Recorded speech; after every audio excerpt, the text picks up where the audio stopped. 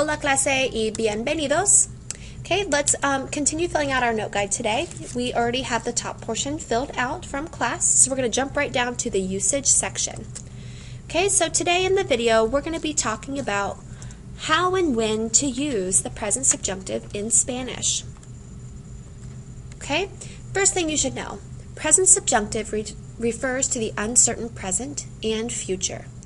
Okay, so if I said something like, I'm not sure that John is here today. Okay, I'm doubting that John is in attendance, so John is here. That part of the sentence is going to need to be subjunctive. Okay, you should also know that in a subjunctive sentence, there's always some aspect that's not known or not controllable. So look at these two italicized sentences. You've got the same sentences on your note guide. I'll have you fill them out. One says, I know that you speak Spanish. Is there any doubt there in that sentence? No. Okay, so therefore that sentence is not subjunctive. Okay, you would just translate it like you've been translating sentences all year. Okay, you would use what's called the indicative tense. Okay, all indicative means is not subjunctive. So every tense you've learned so far this year, present tense, preterite tense, imperfect tense, etc., those are all indicative. Okay, indicative tenses, they just do what the name implies. They indicate or report. On the other hand, let's look at the second sentence. I hope that you speak Spanish. Now, it's my hope and my desire that you speak Spanish, but I don't know that for sure. Therefore, when I go to translate this sentence, you speak Spanish, which is what I'm doubting, what I'm not sure about, that you speak has got to be present subjunctive. Okay, so let's take a second and translate these. In the first one, yo sé que hablas español. And the second one, I hope you speak Spanish. Here's my present subjunctive. Espero que hables español. Okay, let's talk about how these subjunctive sentences are going to be set up, what to look for, and what are the requirements in order to use present subjunctive. Okay, look at this little formula. In order to use subjunctive in a sentence, you've got to have several things. Number one, you've got to have a first subject. Two, you're going to have an indicative verb. This verb will have some element of desire, emotion, doubt, etc. in it. Then you're going to have a K, and then you're going to have another subject, so something different than the first one, and then that's where your subjunctive verb is going to come in. So look at my example here. I doubt that he works very much. Okay, so here's my main clause, I doubt. That, here's my connector, K, he works much. So what I'm not sure of is the fact that he works. So he works here is going to be subjunctive. Okay? You're going to hear me say multiple vocabulary words, and I want you to know what these mean throughout this video and throughout this unit. When I'm talking about the main clause, okay, I'm talking about the first part of the sentence. The main clause is always going to contain your statement of desire, emotion, doubt, etc. Your subordinate clause, that's going to be the part of the sentence, the second half of the sentence, that has got the subjunctive in it, okay, because it's got the part that we're not sure about, what we're considering. Okay, so let's translate this last sentence before we go to the back. I doubt that he works much.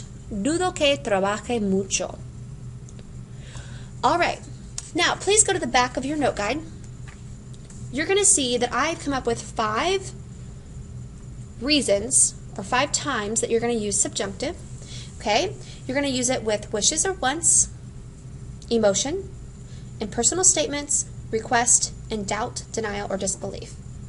Okay, I've actually made for you an acronym, and that is WEIRD. So look at the first letter of all your bolded sections.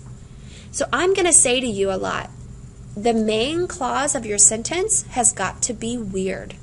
What I mean by that is it's got to have the wish, the want, the emotion, the impersonal statement, the request, doubt, denial, or disbelief verb there in the main clause. Okay? That makes sense? Main clause verb will be weird in order for you to be able to use subjunctive in your subordinate clause. All right, let's take a look at wishes or wants. Okay, you've got here some verbs. These are the same verbs on your note guide. I'm going to run through what they mean in English, just in case you are unsure. Esperar que means to hope that. Querer que means to want. Desear, to desire that. Preferir que, to prefer that. Aconsejar que, to advise that. Recomendar que, to recommend that. And sugerir que, to suggest that. Okay, I've provided you with one bolded, complete example sentence here. Let's look at the one under wishes or wants. I hope that you are happy. Okay, so it's my wish, it's my desire that you're happy, but I'm not sure. Okay, so I've got to use subjunctive in that subordinate clause. Espero que estés feliz. All right, let's translate these next two sentences together. I want that you buy the red car. Okay, and the teacher recommends that we study. In order to use subjunctive in my sentences, two things have to be true. Number one, the main clause verb has got to be weird. Yes and yes. And number two, there's got to be a change in subject. I goes to you, check, and teacher to we, check. So both of these sentences are subjunctive sentences. Let's translate them. Quiero que compres el carro rojo, and el maestro nos recomienda que estudiemos. Okay. Let's go on to E for emotion. You're also going to be required to use present subjunctive in the subordinate clause when that main clause verb has emotion in it. Okay, so here's four verbs that are on your note guide. Let's go over what these mean. Alegrar que, to be happy that. Frustrar que, to frustrate that. Irritar que, to irritate that. And lamentar que, to regret or to be sorry that. Okay, so my example that I provided for you says, it makes me happy that you are here. Okay, you can see it says, me alegra que estés aquí. Let's look at these. I regret that you are sad, and it frustrates us that he sings a lot. You've got a change of subject in both of these sentences. And the main clause verb is weird, so you need subjunctive here. Let's translate them. Lamento que estés triste. And nos frustra que cante mucho. Okay, let's go to impersonal statements. Okay, anytime you see these 6 impersonal statements, and actually there's several more we'll learn throughout this year, okay, and there's a change in subject, okay, or the subject is stated, then you're going to need subjunctive. Okay, let's go over what these mean. It's better that. It's a good idea that. It's important that. It's possible that. It's good that. And it's strange that. Okay? My example I provided for you is, it's better that he goes to the doctor. Es mejor que vaya al doctor. Okay, let's look at sentence number 1 here. It's important that you arrive at 7 o'clock. Number 1, there is a change in subject. And number 2, this main clause is weird. Okay, so you do need subjunctive here. But I want to stop for a second and compare. If the subject here was not stated, okay, for example, if this said, it's important to study, you don't need subjunctive in that sentence. It would just be, es importante estudiar. Okay, does that make sense? You have to state the subject, because if the subject's not stated, well, then there was no change in subject. And thus, you just need an infinitive. Okay, let's look at number 2. Does it need subjunctive? It's strange that they don't know my name. Absolutely, you need subjunctive here as well. All right, let's translate these. Es importante que llegues a las 7. And es extraño que no sepa mi nombre. Okay, let's go to request. Anytime that main clause verb has a request or a demand in it, you need subjunctive, okay, in the subordinate clause. So, insistir en que, to insist that. Pedir que, to ask that. Decir que, to tell that, okay, and someone's got to be telling you to do something. They've got to be demanding it of you.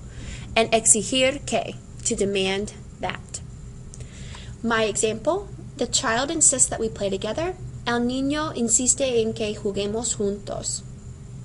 Okay, let's do my 2 examples. Mom tells us to do our homework.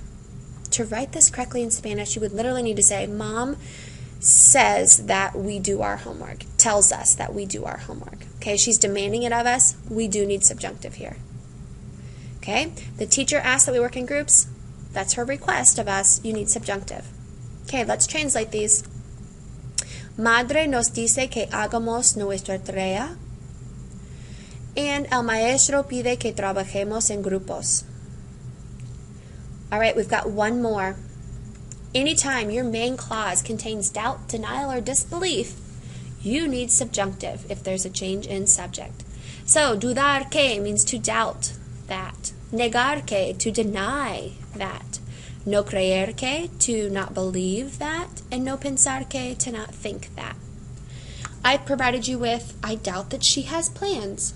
Dudo que tenga planes. All right, let's do the other two. Let's look at them and see if do they need subjunctive? He denies that John is his brother. Okay, yep, there's a change in subject and he denies. And you don't think that she draws well. Yep, change in subject and it's weird. Okay, translations. Niega que Juan sea su hermano. And no piensas que dibuje bien. Okay, so what you should have gathered from today's flipped video. Number one, you can only use present subjunctive in the subordinate clause if, number one, there's a change in subject. And number two, the main clause verb is weird. Okay, let's look at our practice questions. The directions say, complete these sentences with the present tense, present subjunctive, or an infinitive. Okay, so look at number one. I want that you talk with my friend. Did I have a change in subject? Yes. And is I want weird? Yeah, it is. Okay, so you need subjunctive with hablar. You would have here, hables. Okay, pause me. Work through numbers 2 through 9. Okay, let's review. Number 2, they hope that everyone sleeps a lot. You need subjunctive here. Duerman. 3, tricky. It's better to study in the library. There was no change in subject here. Okay, the subject was not stated, so you just need an infinitive. Estudiar. Number 4, we insist that they tell us the truth. You need subjunctive. Digan. 5 was tricky. I have some books that are important. Yes, there's a change in subject. But is I have weird? No, it's not, because there's no, remember, to be subjunctive, there's got to be an element that's not known or not controlled. I'm saying I have these books. They exist. Okay, you need present tense. You need indicative here. Son. 6, Juan hopes to travel a lot this summer. No change in subject, right? So you can't use subjunctive. Juan espera viajar. Okay, number 7, it makes us happy that you live in this neighborhood. Yes, you need subjunctive. Vivas. 8, I doubt that she plays golf. Whoops, excuse me. Dudo que ella juegue. Okay, change in subject, and dudo is weird. Lastly, number 9, they see that Juanita is in the cafeteria. Yes, there was a change in subject, but they see. That's not weird. That's not, they see that she's in the cafeteria. They're not saying, I don't know if she's in the cafeteria. They're saying, no, they see her. So there's no element of doubt there. You need present tense, está. Okay, I know we took in a lot of information today, so please take the time to write down any questions, comments, or concerns that you may have. And also, don't forget to complete your schoolwork assignment.